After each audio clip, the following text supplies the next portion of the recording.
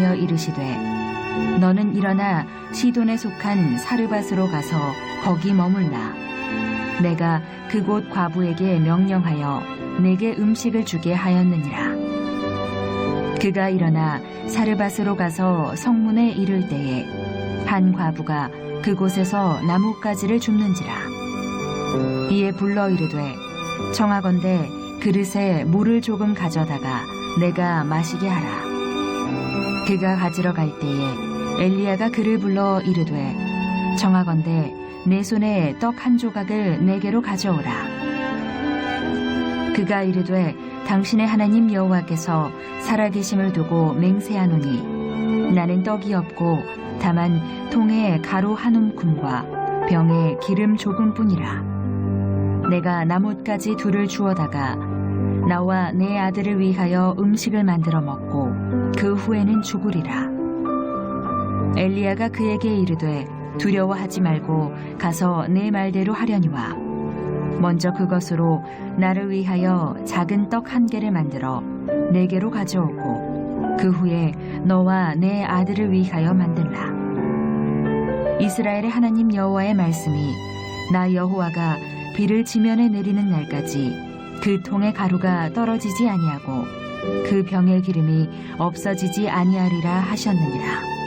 그가 가서 엘리야의 말대로 하였더니 그와 엘리야와 그의 식구가 여러 날 먹었으나 여호와께서 엘리야를 통하여 하신 말씀같이 통의 가루가 떨어지지 아니하고 병의 기름이 없어지지 아니하니라. 원치 않는 위기나 고통을 당할 때가 있습니다. 이 위기를 잘 넘기면 오히려 믿음이 성장이 되고 전화위복이 될 수도 있습니다. 그런데 이 위기를 우리가 잘못 맞이하게 되면 인생의 큰 아픔이 될 수도 있습니다. 지난 주일에 위기의 특징에 대해서 살펴보았지요. 위기란 것이 어떤 특징이 있는가? 첫 번째, 어떤 특징이 있었습니까? 누구에게나 위기는 찾아올 수 있습니다.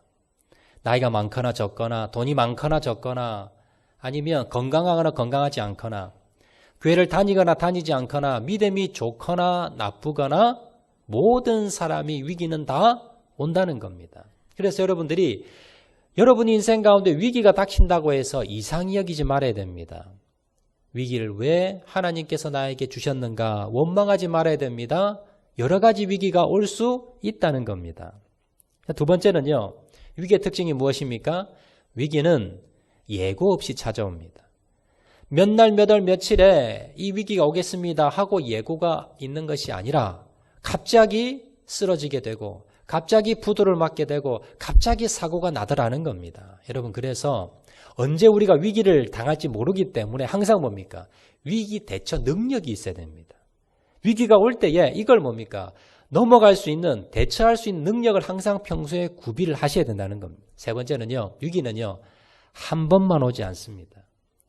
위기를 한번 겪었다고, 넘겼다고, 이제는 더 이상 위기가 오지 않는 것이 아니라 파도가 밀려오듯이 위기가 한 번 닥치고 나면 또 올 수 있습니다. 다시 올 수 있습니다. 그래서 우리는요, 항상 경계를 늦추지 않고 항상 믿음 위에 든든히 서 있어야 된다는 겁니다.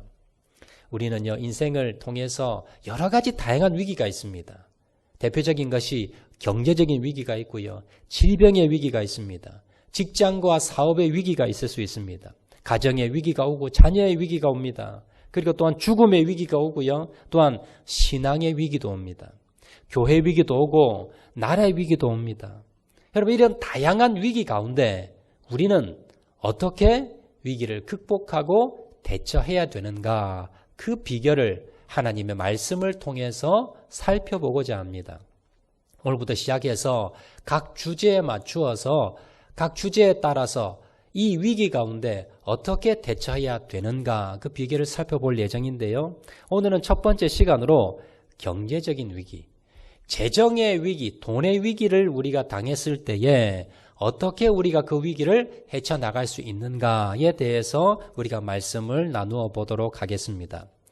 2014년 2월이었습니다. 대한민국 아마 국민들이라면 다 한 번씩 마음이 좀 아팠던 참 씁쓸했던 그런 사건이 하나 있었는데요. 그 사건이 뭐냐면 서울 송파구에 거주하던 세 모녀가 함께 자살해 죽은 사건입니다. 그 내용을 뉴스를 통해서 영상으로 잠깐 한번 살펴보도록 하겠습니다. 세 모녀가 번개탄을 피우고 동반 자살했습니다. 이 숨진 모녀 옆에는 마지막 집세와 공과금이 놓여져 있었습니다. 네, 이렇게 힘든 서민들이 우리 주변에 얼마나 많을까요? 참 답답합니다. 한범호 기자입니다. 청테이프로 막아놓은 창문, 냄비 위엔 타다 남은 번개탄이 올려져 있습니다. 서울 송파구 석촌동의 한 단독주택 지하 1층에서 60살 박모 씨와 박 씨의 두 딸이 숨진 채 발견된 건 어젯밤 9시 20분쯤. 발견 당시 방 출입문은 안에서 열 수 없도록 침대를 옮겨 막아놓은 상태였습니다. 숨진 모녀 옆에선 70만 원이 든 봉투가 발견됐습니다. 봉투에는 주인 아주머니께 죄송합니다. 마지막 집세와 공과금입니다. 라는 메모가 적혀 있었습니다. 성격도 다 좋고 다 좋아. 그렇지, 조용하게 살고, 어쩌고 뭐, 종가금이고 뭐, 하루도 안 되고, 그다 다 살고. 박 씨는 12년 전 지병을 앓던 남편이 세상을 떠나자 고혈압과 당뇨로 거동이 불편한 두 딸을 데리고 이곳으로 이사 왔습니다. 식당 일을 하며 생계를 책임졌지만 얼마 전 길에서 넘어져 일을 그만둬야 했습니다. 둘째 딸이 간간히 아르바이트에 나섰지만 세 모녀가 생활하기엔 턱없이 부족했습니다. 12년 전에 방황으로 돌아가면서 기체를 많이 졌나 봐요. 세무가 굉장히 많았었다. 경찰은 외부인의 침입 흔적이 없는 점 등으로 밀어 생활고를 이기지 못한 모녀가 동반 자살한 것으로 보고 있습니다. TV조선 한범호입니다. 여러분 아마 이 뉴스 아마 기억을 하실 겁니다. 참 대한민국에 많은 충격을 주었던 그런 사건 중에 하나인데요.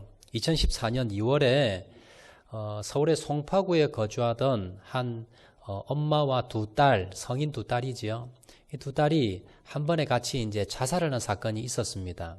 집 주인이 이상히 여겼습니다. TV 소리는 며칠째 3일 동안 계속 나는데 인기척이 하나도 없습니다. 사람이 왔다 갔다 하지도 않고요. TV는 밤새도록 켜져 있습니다. 근데 안에서 무슨 냄새가 나요. 그래서 이 집주인이 경찰에 신고를 했습니다. 경찰이 와서 이제 문을 따고 들어가 보니 번개탄을 피워놓고 세 모녀가 자살해 죽어 있는 겁니다. 참 안타까운 것은 옆에 보니까 유서 겸 봉투가 하나 있어요. 봉투에 보니까 주인 아주머니 죄송합니다. 밀린 집값하고 그리고 월세하고 지금 수도료 전기료입니다. 정말 죄송합니다. 열어보니까 70만 원이 들어있는 겁니다. 마지막 남은 그 돈 주인 아주머니에게 피해가 될까봐 다 모아서 그렇게 올려놓고는 그리고 세 모녀가 자살해 죽은 겁니다. 경찰이 조사를 해봤습니다. 왜 이 가정이 이렇게 죽을 수밖에 없었는가. 12년 전에 남편이 암으로 사망을 했습니다. 그 남편을 뒷바라지하기 위해서 남편의 병을 고치기 위해서 있는 재산 다 털어넣었고요. 그리고 빚더미에 앉았습니다. 남편을 고치기 위해서 여기저기 돈을 빌리다 보니까 빚이 너무나 많은 겁니다. 그래서 집도 다 팔고 이제 지하 단칸방에 들어오게 되었는데 그런데 두 딸이 또 아픈 겁니다. 딸 둘이가 아파서 시집도 가지 못하고 집에서 그렇게 누워 있습니다.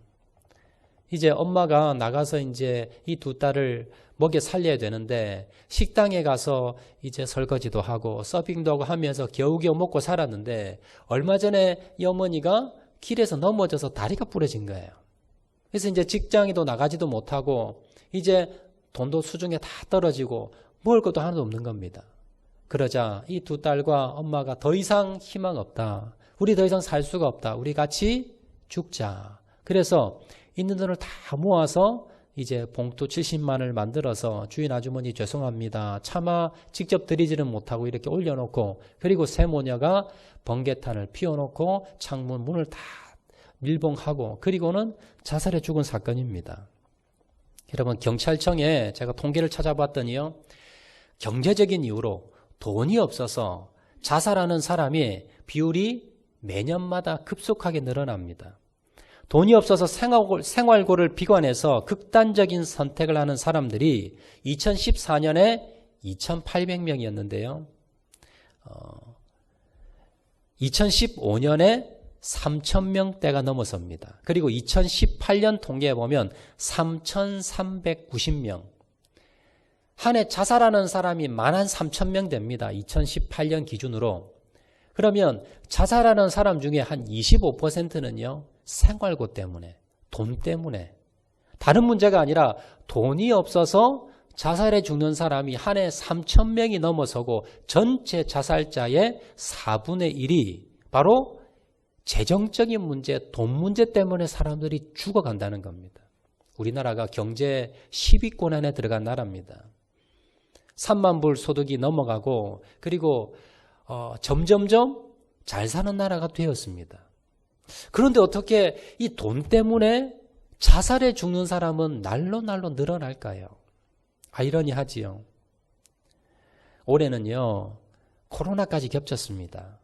아마 올해 통계가 나와보면 예년에 비해서 엄청나게 많은 숫자가 아마 돈 때문에, 재정 때문에, 이 돈 문제 때문에 아마 극단적인 선택하는 사람이 올해는 엄청나게 많이 늘어날 것입니다. 여러분, 참 안타까운 사실이지요.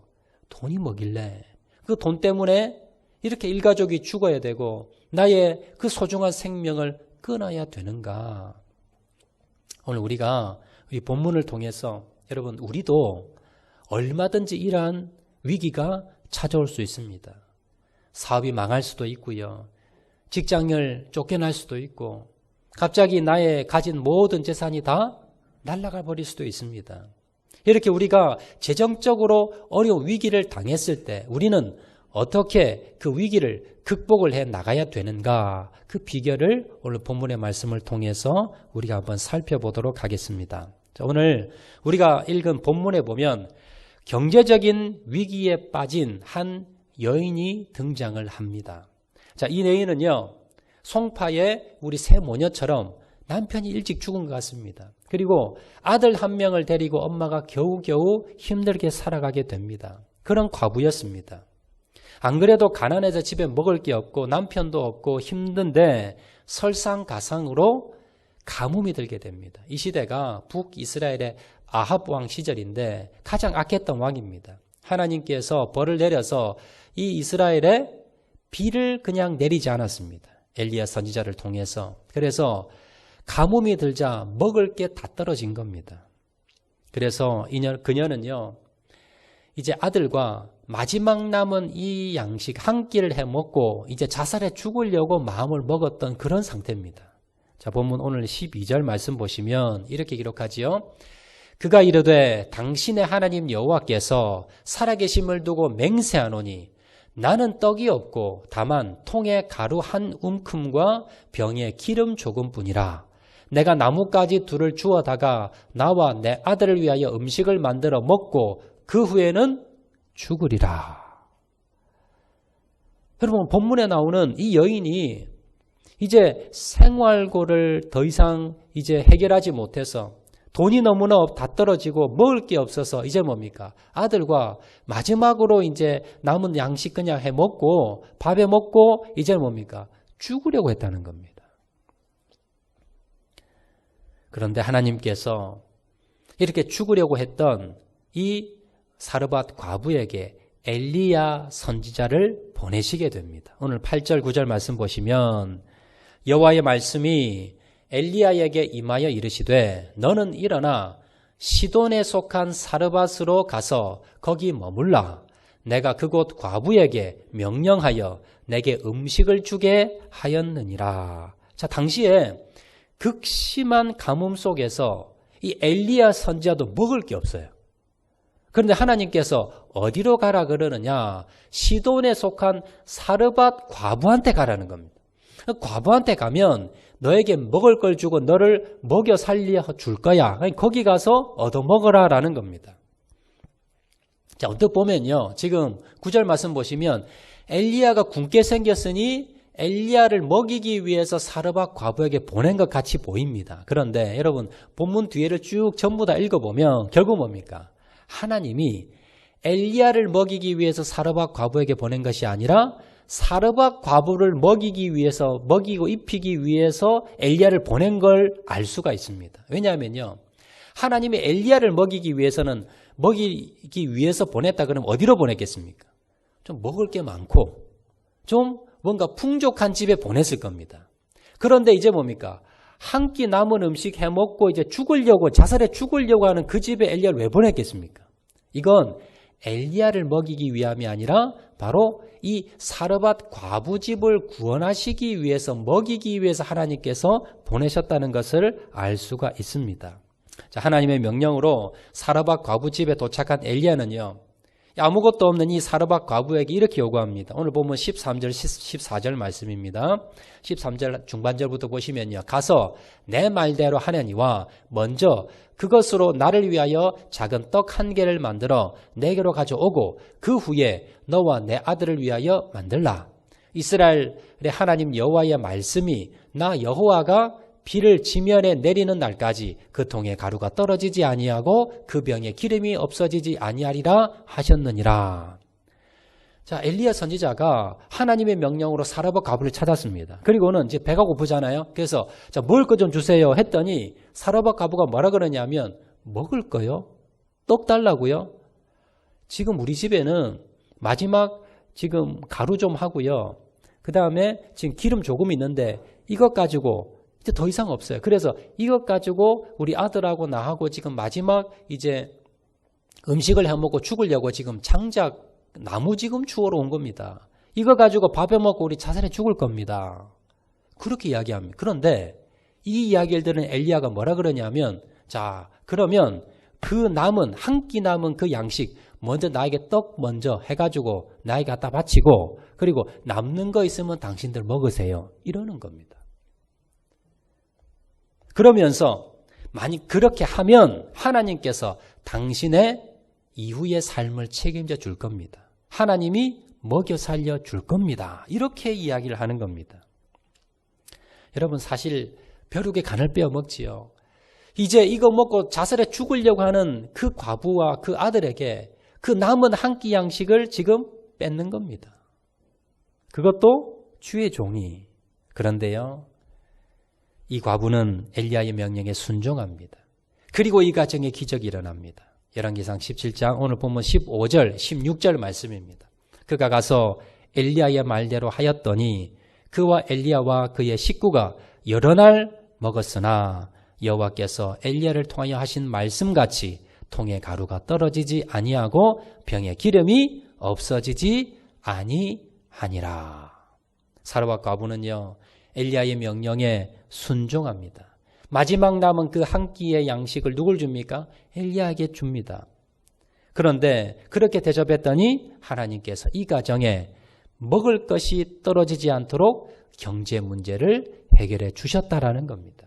여러분 오늘 이 사르밧 과부의 어떤 점이 하나님께서 이 과정에 무엇 때문에 하나님께서 이렇게 기적을 베풀어 주셨고 이 극심의 가난한 이제 한 끼 먹고 죽어야 될 수밖에 없는 이 가정에 하나님께서 왜 은혜를 베풀어 주셨고 구원해 주셨을까? 그 비결을 우리가 살펴보고자 합니다. 두 가지로 살펴보도록 하겠습니다. 여러분 먼저 우리가 경제적인 위기를 당했을 때에 그 경제적인 위기를 벗어나는 비결 첫 번째는요. 두려움을 떨쳐내야 됩니다. 이게 첫 번째 비결입니다.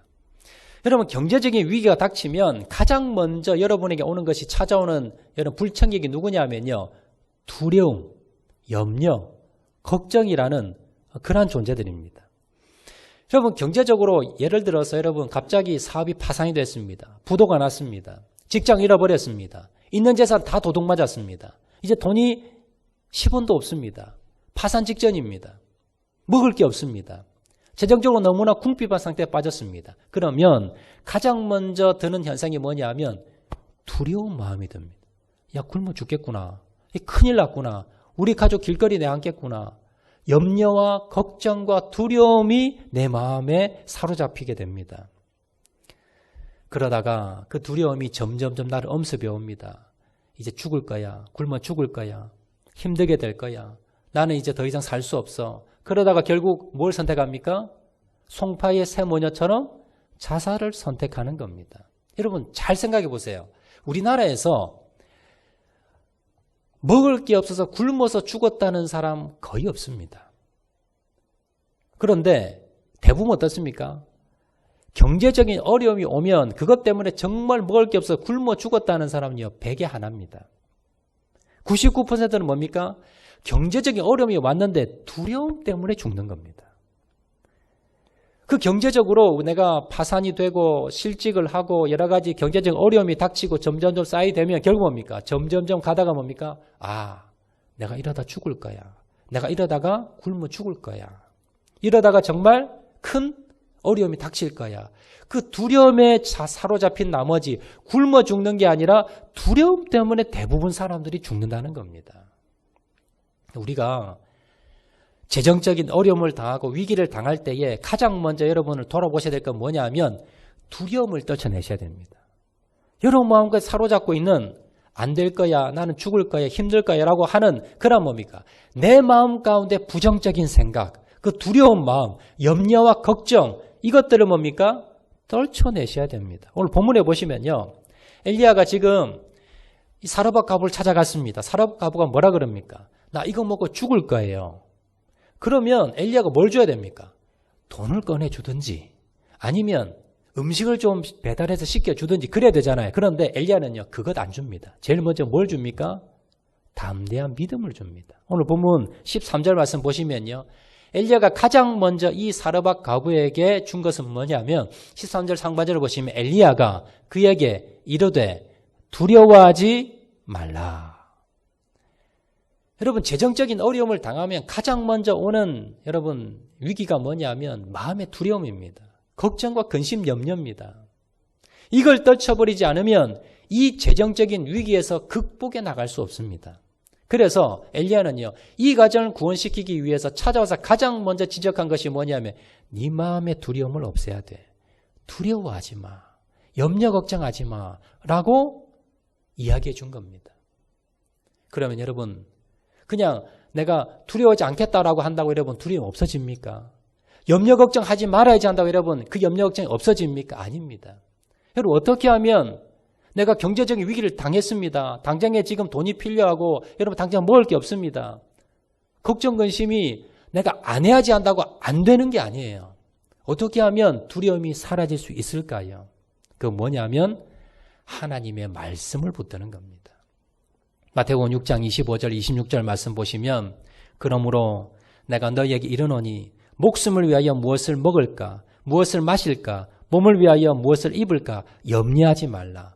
목숨이 음식보다 중요하지 아니하며 몸이 의복보다 중요하지 아니하냐. 공중의 새를 보라 심지도 않고 거두지도 않고 창고에 모아 들이지도 아니하되 너희 하늘 아버지께서 기르시나니 너희는 이것들보다 귀하지 아니하냐. 하나님께서 뭐라 그러십니까? 저 들의 꽃을 봐봐. 날아가는 새들 봐봐. 하나님이 저것도 먹이시는데 하물며 하나님의 자녀라고 하는 너희를 하나님이 그냥 내버려 두실 거냐. 하나님을 말씀을 믿으라는 겁니다. 오늘 본문에도 보면요. 오늘 14절 말씀 보시면 이 사르밧 과부가 어떻게 두려움을 떨치게 되었는가? 하나님의 말씀을 붙잡은 겁니다. 14절 보시면요. 이스라엘의 하나님 여호와의 말씀이 나 여호와가 비를 지면에 내리는 날까지 그 통의 가루가 떨어지지 아니하고 그 병의 기름이 없어지지 아니하리라 하셨느니라. 자, 엘리야 선지자가 두려워하지 마세요라고 하면서 뭘 전해줬느냐 하면 하나님의 말씀을 전해준 겁니다. 비를 지면에 내리기 날까지 가뭄이 끝날 때까지 이 경제 위기가 끝날 때까지 이 코로나 위기가 끝날 때까지 하나님께서 책임져 주시겠다는 겁니다. 너의 가정에 기름이 떨어지지 않고 그리고 가루가 떨어지지 않을 거야 라고 하나님의 말씀을 전해줬다는 겁니다. 지금 사르밧 가물은요. 지금 말씀이 중요한 게 아니라 지금 돈이 중요하고요. 먹을 게 있어야 됩니다. 그런데 이 엘리야는 뭡니까? 오히려 먹을 거 뺏어가면서 뭘 줍니까? 두려워하지 마라고 하면서 말씀을 꺼내줬다는 겁니다. 그런데 이 사르밧 과부가요. 아마 지혜로웠던 것 같아요. 그래서 이거 돈이라도 좀 주든지 그거 뭐 필요합니까가 아니라 뭐라 그럽니까? 그 말씀을 받아들인 겁니다. 그 말씀 믿은 거야. 이게 내 말씀이야. 이 하나님 말씀이야. 내가 이 말씀을 믿어야지. 그리고는 뭡니까? 두려움이 사라졌다라는 겁니다. 우리도 마찬가지입니다. 여러분 경제적인 여러분 여러 가지 위기나 걱정이나 근심이나 두려움이나 이런 것들이 여러분 엄습해 올 때 여러분 하나님의 말씀을 펼치시기 바랍니다. 그래서 하나님 말씀 가운데 여러분 말씀을 묵상하시다가 와닿는 말씀이 있을 겁니다. 그게 하나님께서 여러분에게 주시는 말씀입니다. 그 말씀을 내가 붙드는 겁니다. 믿는 겁니다. 아, 하나님께서 책임져 주신다 그랬지. 걱정 근심 하지 말라 그랬지. 하나님이 나를 인도해 주신다 그랬지. 그 말씀을 내가 믿는 겁니다. 그러면 내 마음 가운데 들어있는 두려움과 염려, 걱정이 사라지게 된다는 겁니다. 여러분, 두려움이 있습니까? 염려, 걱정이 있습니까? 재정적인 어려움을 당했습니까? 위기를 당했습니까? 가장 먼저 여러분 마음을 돌아보시기 바랍니다. 내 마음 가운데 두려움은 없는지. 두려움이 생긴다면 하나님의 말씀을 붙드시기 바랍니다. 나에게 주신 하나님의 말씀을 붙드시고 두려움과 염려, 걱정에서 여러분 이겨내시는 저와 여러분 되시기를 주의 이름으로 축원을 드립니다. 자, 두 번째입니다. 그러면 궁극적으로 이 재정 문제를 어떻게 하면 해결할 수가 있는가? 두 번째 비결은요. 우선순위를 정확하게 해야 합니다. 자, 엘리야는요, 사르밧 과부가 마지막 이 음식 만들어 먹고 아들과 이제 자살해 죽겠습니다라는 말을 듣고는 뭐라 그럽니까? 그 음식 나한테 가져와 라고 합니다. 13절 말씀. 자, 중반절에 한 번 더 보시면요. 가서 내 말대로 하려니와 먼저 그것으로 나를 위하여 작은 떡 한 개를 만들어 내게로 가져오고 그 후에 너와 내 아들을 위하여 만들라. 여러분, 이 말씀을 잘못 해석하면요. 아, 주의 종한테 잘 바치면, 주의 종 잘 대접하면 내가 복 받는다. 이거 뭡니까? 그 유치한 해석입니다. 성경은요, 그렇게 유치원처럼 그렇게 유치하게 여러분 하나님 말씀 주신 게 아닙니다. 여러분, 본문을 잘 보시면 내 말대로 하니와 여기서 가장 중요한 단어는요, 먼저입니다. 먼저 그것으로 나를 위하여 작은 떡 한 개를 만들어 내게로 가져오고. 여러분, 여기서 먼저 엘리야를 대접하라는 것은 주의 것을 먼저 드리라는 겁니다. 여기에서 이 가정의 문제점을 우리가 발견할 수가 있습니다. 왜 하나님께서 엘리야를 보내셨고 엘리야 선지자는 지금 뭡니까? 여러분, 이렇게 굶어 죽어서 이제 한 끼 먹고 죽으려는 이 과부 것을 왜 빼들어 갈까요? 왜 그렇게 여러분 그렇게 인정 없이 그렇게 여러분 인정사정 없이 그 과부 것을 뺏어 먹으려 그럴까요? 양심이 없어 그럴까요? 아닙니다. 이 엘리야는요, 이 가정의 문제점을 안 겁니다. 이 가정의 문제점이 뭐였습니까? 남편이 일찍 죽었습니다. 너무나 힘드니까, 너무나 가진 게 없으니까, 아이 하나님도 내 사정 아시니까 주일 좀 빼먹어도 괜찮겠지. 일하러 가도 괜찮겠지.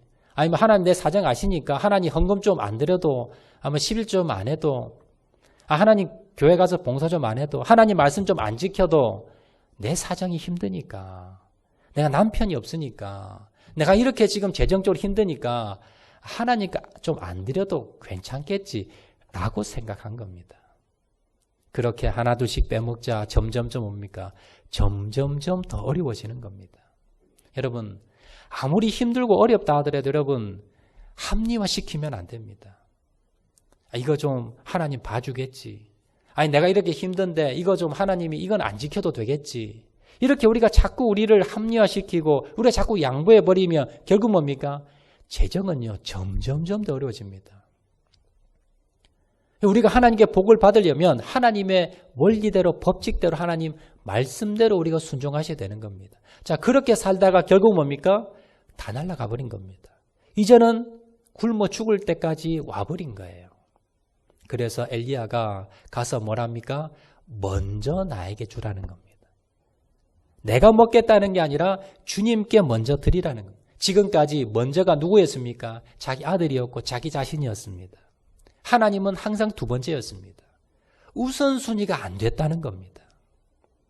그래서 이 가정에 어려움이 왔고 엘리야 선지자를 통해서 하나님께서 먼저 우선순위를 바꾸라는 겁니다. 하나님이 먼저입니다. 하나님의 말씀이 율법이 계명이 먼저입니다. 하나님의 것이 먼저라는 겁니다. 그 순서를 바꿀 때에 너희 가정에 복이 임할 것이고 하나님이 책임져 주실 거라는 겁니다. 그걸 말씀하고 있다는 겁니다. 이 모녀는요, 이걸 알았던 것 같아요. 이 원리를 깨달았던 것 같아요. 이거 먹고 죽으나, 이거 안 먹고 죽으나 똑같잖아요. 그래서 마지막에 내가 우선순위가 틀렸구나. 이 마지막에 이제 마지막 남은 이 한 그릇, 이건 뭐예요? 내가 우선순위를 바로 해야지 라고 하면서 하나님께 드린 겁니다. 그때 이 가정에 뭡니까? 기적이 일어났다는 겁니다. 여러분, 볼펜 하면요, 여러분 제일 유명한 볼펜이 뭡니까? 모나미 153 제일 유명하잖아요. 사진 한번 띄우시기 바랍니다. 모르는 사람 없을 겁니다. 우리나라에서 제일 유명한 볼펜 하면요, 모나미 볼펜 153 볼펜입니다. 여러분, 저 153 볼펜이 어떻게 해서 탄생되었는지 제가 잠깐 말씀을 좀 드리겠습니다. 1960년도 1960년이었습니다. 우리나라에 뭐 물자도 제대로 없었고요. 정말 우리나라 경제가 바닥이었을 그때입니다. 1960년에 송삼석이라는 분이 계셨는데, 이분이 이제 무늬만 그리스도인 이런 분이었습니다. 그래서 이제 사업을 해야 되겠다 싶어서 광신공업사라는 이제 공업사를 하나 차리게 됩니다. 그런데 회사가 뭡니까? 아주 빚을 많이 내가지고 차렸는데 회사가 이제 잘 안 되는 겁니다. 빚을 계속 지는 겁니다. 부도 직전까지 간 겁니다. 그래서 야, 이게 안 되겠다 싶어서 그가 이제 마지막에 하나님께 내가 기도 한번 해야 되겠다 싶어서 기도원에 올라가게 됐습니다. 기도를 열심히 하는데 무슨 생각이 드냐? 하나님, 우리 광신산업 좀 제발 좀 하나님 부도 위기를 좀 막게 해주세요. 돈 좀 주세요 하면서 기도를 하는데 무슨 생각이 드냐면 우선순위를 바로 하라는 생각이 드는 겁니다. 자, 지금까지 돈을 많이 빌리고 빚이 많다는 이유로 11조를 안 했습니다. 그리고 바쁘다는 이유로 주일을 자주 빼먹었습니다. 사업이 바쁘다는 이유로. 사람들 많이 만난다는 이유로 성경 보지 않고 기도하지 않았습니다. 우선순위가 어떻게 되었습니까? 뒤바뀌었다는 겁니다. 그걸 자꾸 마음에 주십니다. 부담으로. 그래서 이 송삼석 이분이 결단합니다. 하나님, 내가 이제 우선순위를 바로 잡겠습니다. 아무리 내가 돈이 없고 아무리 힘들어도 하나님 것 내가 도적질하지 않겠습니다. 하나님의 날 내가 주일 성수하겠습니다. 하나님, 내가 주님 앞에 이제는 기도, 새벽 기도 빠지지 않고 내가 믿음으로 기도하며 하나님 말씀대로 내가 살겠습니다. 이 기업 이제 하나님 겁니다. 하나님께 드리겠습니다. 하나님이 책임져 주시옵소서. 그러고 나니까요, 두려움이 사라지는 겁니다. 하나님께 당받게 드리니까. 이게 망해도 하나님의 뜻이고, 그러니까 마음이 너무 홀가분한 겁니다. 그러다가 그리고 당장에 이렇게 재정이 좋아진 건 아니었고요. 우연히 일본에 이제 출장을 하게 되었는데 거기서 뭘 발견하게 되냐면 볼펜 한 자루를 이렇게 발견하게 되는데 이걸 써보니까요, 너무 편리한 겁니다. 그때 1960년에 대한민국에는요, 필기도구로 한다면 연필 잘 나오지 않는, 겨울 되면 잘 나오지도 않고요, 잘 써지지도 않고 필기도가 제대로 없었어요. 그런데 이 볼펜을 써보니까 겨울에도 너무 잘 나오는 거예요. 술술술 너무 좋은 거예요. 그래서 야, 이걸 한번 한국에서 내가 한번 개발해 봐야 되겠다. 이 수입을 하니까 그때는 수입 같은 걸 할 수도 없었고요. 달러도 없었고 너무 이게 비싼 겁니다. 내가 이거 한국에서 만들어 봐야지. 그리고는 이제 기술력을 동원을 해가지고 해보니까 안 되는 거예요. 이게 볼펜이 별것 아닌 것 같지만 그 앞에 볼펜 그 앞에 심 있잖아요. 굿을 만드는 것부터 시작해서 잉크가 흘러내리지 않게 하는 것, 이게 너무나 힘든 겁니다. 그때마다 하나님께 기도하면서 하나님, 내가 꼭 이걸 만들겠습니다. 하나님 지혜를 주시고 이걸 통해서 기업이 일어나게 도와주시옵소서. 3년을 기도하면서 연구를 했는데요. 3년 만에 1963년도에 볼펜을 국산화에 성공하는 겁니다. 그래서 볼펜을 만든 게 좀 모나미 볼펜이에요. 그런데 이제 이름을 붙이는데 뭐라고 이름을 붙일까라고 고민을 하다가 이제 성경을 읽다가 요한복음 21장이 눈에 들어온 겁니다. 요한복음 21장에 보면 믿음으로 베드로가 그물을 던져가지고요. 그래서 고기를 잡았는데 몇 마리요? 153마리. 그래서 153이라고 153마리라고 적어야 되겠다. 153, 153을 적고요. 그 다음에 예수님 이름을 적고 싶다는데 예수님 적으면 사람들이 안 사잖아요. 그래서 예수님을 내가 넣고 싶은데 라고 하다가 예수님을 다른 말로 하면 나의 좋은 친구, 이런 찬양이 있잖아요. 그래서 나의 좋은 친구, 나의 친구 예수님. 그걸 뭡니까? 영어는 좀 사람들이 많이 아니까 불어.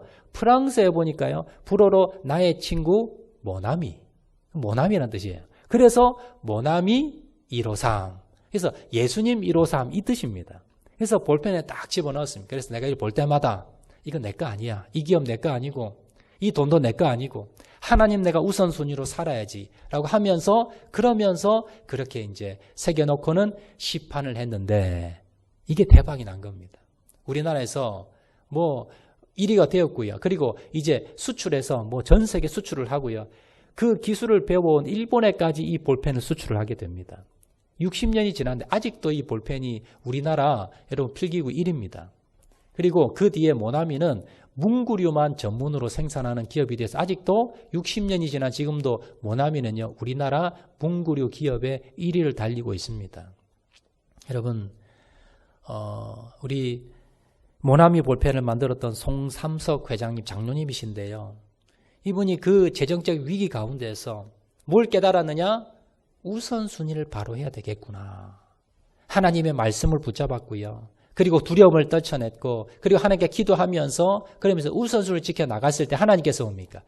이 기업에 복을 주셨다는 겁니다. 말씀 맺도록 하겠습니다. 코로나로 인해서요 수많은 가게들이 문을 닫고 있습니다. 많은 사람들이 일자리를 잃어가고 있습니다. 아마 많은 사람들이 또 재정적인 어려움으로 극단적인 선택을 하고 나갈 겁니다. 이러한 재정의 어려움이 우리 가정에 나에게 일어나지 않으리라는 보장이 없습니다. 언제든지 나에게도 일어날 수가 있다는 겁니다.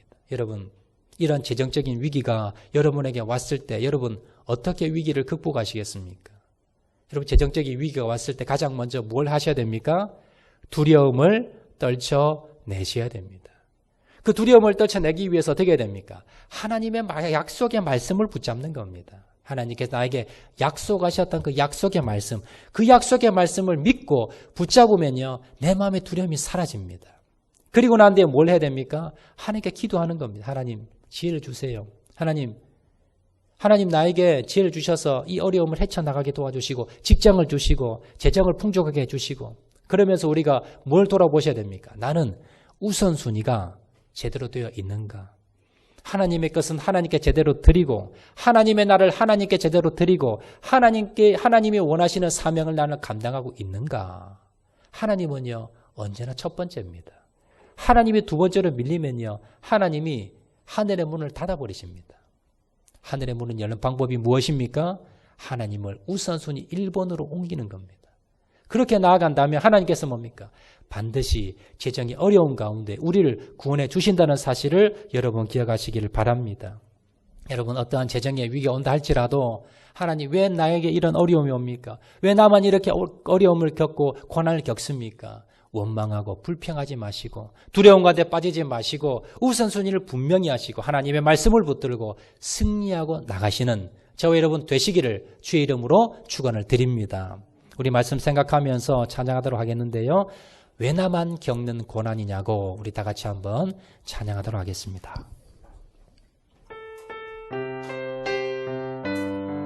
왜 나만 겪는 고난이냐고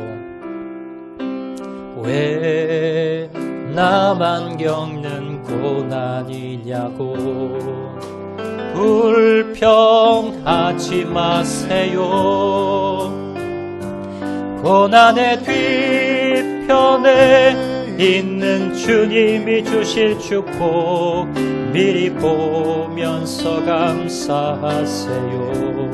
너무 견디기 힘든 지금 이 순간에도 주님이 일하고 계시잖아요. 남들은 지쳐 앉아있을지라도 당신만은 일어서세요. 힘을 내세요. 힘을 내세요.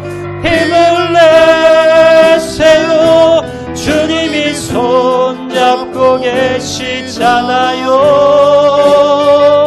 주님이 나와 함께함을 믿는다면 어떤 역경도 이길 수 있잖아요. 왜 이런 슬픔 찾아왔는지 왜 이런 슬픔 찾아왔는지 원망하지 마세요.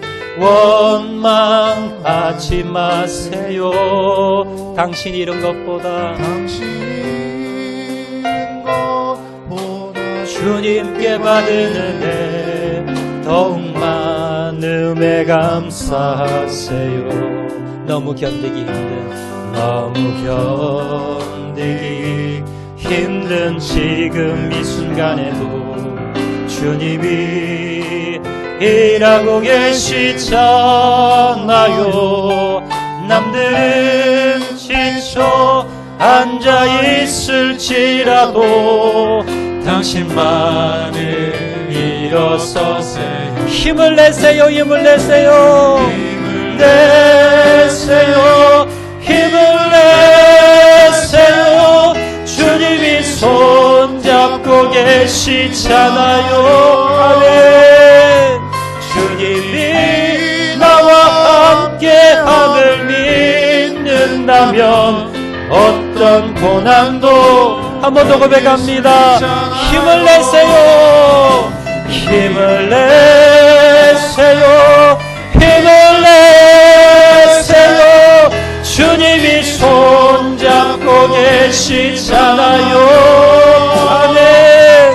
주님이 나와 함께함을 믿는다면 어떤 고난도 이길 수 있잖아요. 시간 한번 결단하며 기도하실 때에 하나님, 재정적으로 물질적으로 너무나 힘들고 고통받고 있습니다. 하나님, 이런 위기가 언제 우리에게 닥칠지 모르는 불안한 가운데 빠져 있습니다. 하나님, 우리 마음 가운데 말씀을 붙들고 모든 두려움과 염려 걱정이 떠나가게 도와주시옵소서. 하나님, 우선순위를 이제 바로 하겠습니다. 하나님의 것을 도적질하지 않겠습니다. 하나님 앞에 믿음으로 바로 서겠습니다. 우선순위를 바로 하겠습니다. 하나님, 하늘의 문을 열어주시고 하늘에 하나님 복을 내려 주시옵소서. 재정을 채워 주시고 힘들지 않도록 어려워 주시고 부들을 맡게 해주시고 직장 가운데 내려 주시고 우리 가정 가운데 복의 복을 다하여 주시옵소서. 우리 다 같이 한번 주여 한번 외치고 통성으로 기도합니다. 주여! 사랑하는 많으시다 아버지 하나님, 재정 가운데 힘들고 어려워하는 자들이 있습니까? 하나님, 두려움과 염려 걱정 가운데 빠져있는 자들이 있습니까? 아버지 하나님, 이 시간 우리 마음 가운데 하나님의 말씀을 붙들고 두려움 염려 걱정이 떠나가게 도와주시옵소서. 하나님, 우선순위를 바로 하겠습니다. 하나님, 우선순위를 바로 잡겠습니다. 하나님의 것을 먼저 드리고 하나님의 나를 먼저 드리고 하나님 앞에 믿음으로 나가겠습니다. 아버지 하나님, 우리 가정의 어려움을 해결하여 주시고 하나님, 재정적인 위기가 닥칠 때에도 하나님 믿음으로 승리하며 나가는 자를 될 수 있도록 아버지 하나님 역사하여 주시옵소서. 왜 나만 겪는 고난이냐고 원망하며 불평하여 있지 않게 도와주시고 믿음으로 주님 앞에 나가는 자를 될 수 있도록 아버지 하나님 역사하여 주시고 아버지 이름에 풀어주시고 아버지 함께 하여 주시옵소서. 아버지 하나님 도와주시기를 원합니다. 아버지 하나님 역사하여 주시기를 원합니다. 하나님 도와주시고 아버지 하나님 역사하여 주셔서 우리 가정 가운데 날마다 내를 풀어주시고 하나님 주님 바라보며 믿음으로 신뢰 나가는 될 수 있도록 아버지 도와주시기를 간절히 바라고 소나오니 아버지 하나님 도와주시옵소서. 주님 견딜 수 있잖아요. 사랑가래 가만하신 아버지 하나님, 재정 가운데 힘들어하고 불안과 두려움 가운데 빠져있는 자들이 있습니까? 하나님, 하나님의 말씀 붙들게 도와주시고 그 마음 가운데 두려움과 염려 걱정이 떠나가게 도와주시옵소서. 우선순위를 바로잡기 원합니다. 하나님의 것을 먼저 드리기 원합니다. 타협하지 아니하고 원망 불평하지 아니하고 하나님, 먼저 주님의 것을 먼저 드릴 수 있는 저를 될 수 있도록, 그래서 하나님 하늘의 문을 열어주셔서 우리에게 쌓을 곳이 없도록 복의 복을 누리는 저를 다 될 수 있도록 하나님 은혜 베풀어 주시옵소서. 모든 말씀 예수님 이름으로 기도합니다.